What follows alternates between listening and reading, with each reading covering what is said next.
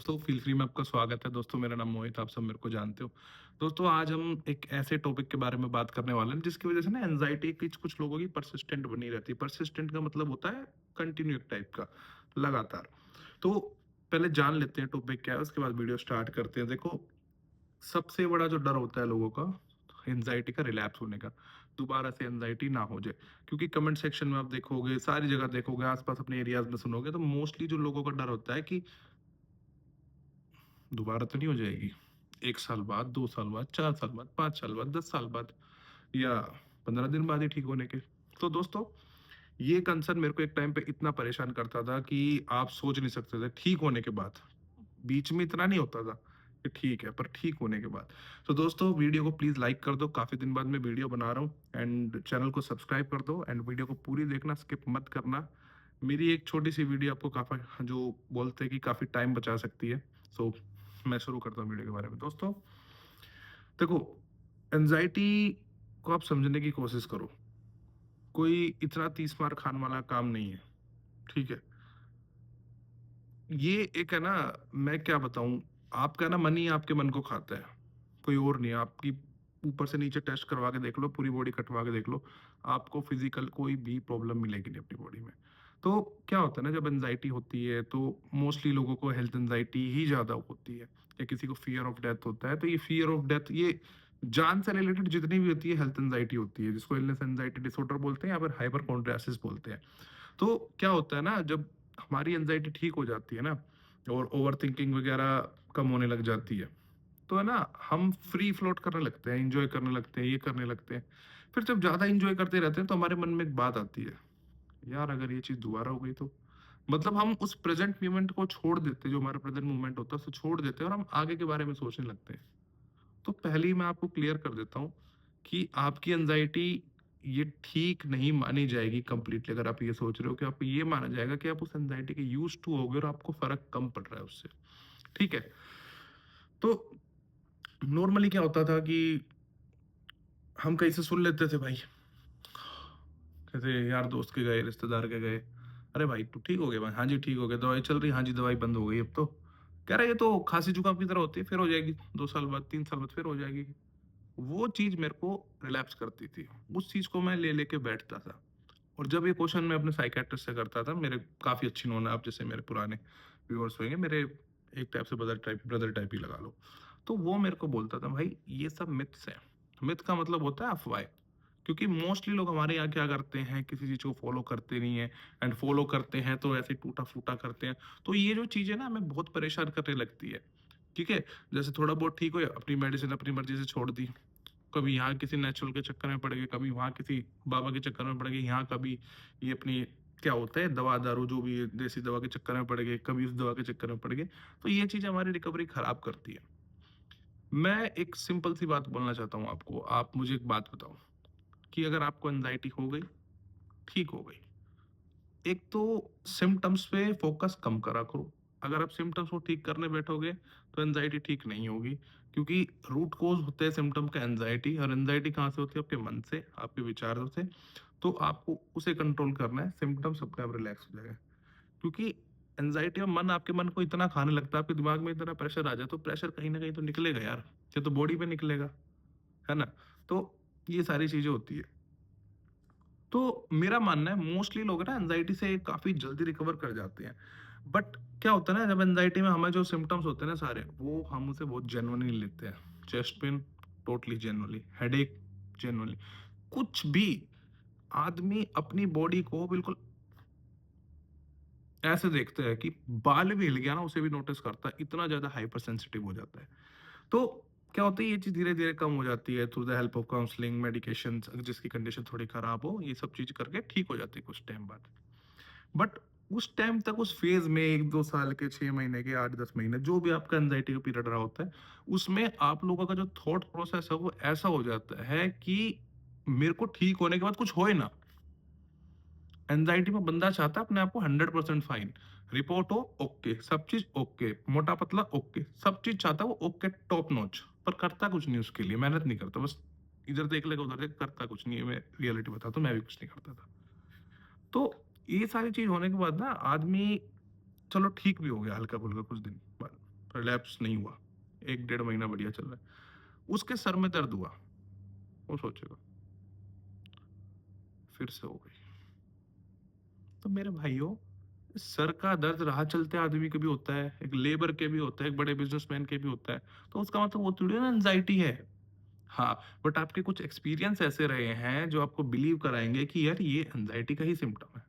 But sir दर्द anxiety का symptom नहीं है। ये किसी हल्के-फुल्के स्ट्रेस से भी हो सकता है, आपकी लाइफ़स्टाइल से हो सकता है। पेट में हल्का-फुल्की ज़्यादा गैस बन गई है, पेट स्टमक अपसेट है, पूरा गट ब्रेन रिलेशनशिप खराब हुआ, तब भी हेडेक हो सकता है। आपकी लाइफ़स्टाइल की वजह से भी आपको हेडेक हो सकता है। हर चीज़ एंग्ज़ायटी से थोड़ी होगी यार। मेरे कोई पुराने-पुराने जो हैं, वो मेरे को मैसेज करते, "सर मेरे को ना आज चेस्ट में अजीब-अजीब सा लग रहा है।" तो मैं, "हाँ, तो बताओ?" एंग्ज़ायटी। मेरे भाई एंग्ज़ायटी नहीं है, मैं पूछता हूँ तुमने कल क्या खाया? आज क्या खाया? पूरा, जी कल तो हमने वो कोक पी थी, हमने तो ये करा था, वो बहुत ज़्यादा बर्गर खा लिया। तो फिर तुम्हें वो ये नहीं होगा तो क्या होगा?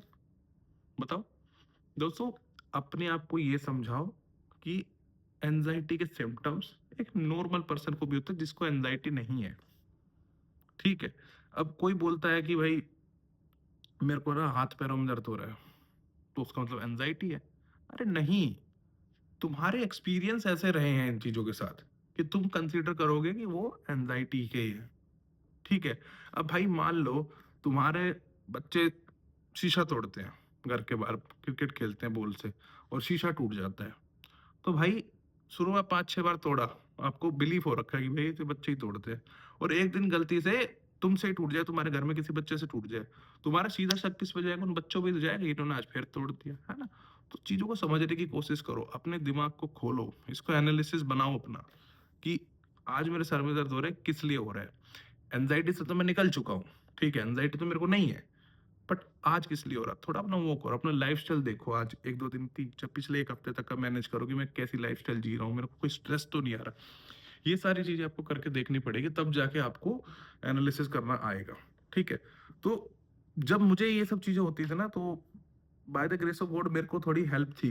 तो क्या होता था कि मेरे को थोड़ी नॉलेज इस चीज़ की एडवांस में मिल गई थी कि भाई ये होगा तेरे साथ। अब क्या होता है, अब मेरे को कभी सर दर्द होता है तो पता है मैं क्या सोचता हूँ, सारे दिन मैं ये अपना क्या होता है, लैपटॉप वगैरह इसके सामने बैठा रहता हूँ, कई बार देखूंगा, फिर मैं टीवी देखता हूँ, सीरीज देख लेता हूँ कई बार ज्यादा ज्यादा देर, है ना?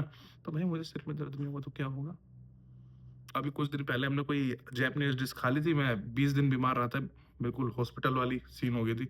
तो एनजाइटी से थोड़ी हुआ था, मैं खा के आया तो फालतू की चीज, उससे बीमार हुआ था।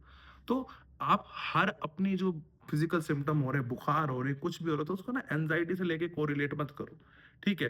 भाई बुखार एक नॉर्मल बंदे को भी होता है, ठीक है? सर दर्द भी एक नॉर्मल बंदे को होता है, बॉडी पेन नॉर्मल बंदे को होता है, चेस्ट पेन नॉर्मल बंदे को हो जाता है। तो ये मतलब थोड़ी है कि आपको हो रहा है तो आप दोबारा एंजाइटी में चले गए, हाँ? ये सब बकवास की बातें हैं यार। ये सब आपको लूप में फंसाए रखेंगे, आपको परेशान रखेंगे, फिर आप घूमते रहोगे, है ना? तो प्लीज इस चीज के चक्करों में ना पड़ो। एक बार निकल गए तो उस चैप्टर के क्लोज करो, बुक बंद करो, फाड़ के फेंक दो। एंजाइटी दोबारा उसी की आती है जो वही लाइफस्टाइल चूज करता है जो उसका पहला था।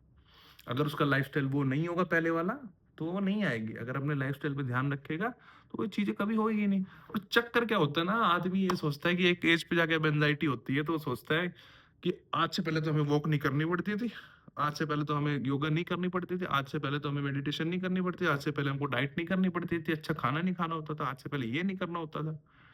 अरे भाई, सबकी लाइफ का एक पॉइंट होता है जहाँ पे आके उस आदमी को अपनी लाइफ चेंज करनी होती है, ठीक है? ये सड़कों पे सुबह जाके देखोगे ना, 5-5 बजे जाओगे, बड़े बूढ़े ऐसे ही नहीं घूमते मजे टाइम पास करते हैं। सबकी एक एज होती है, किसी किसी एज में हो जाती है, किसी को किसी एज में, वो वहां से संभल जाता है।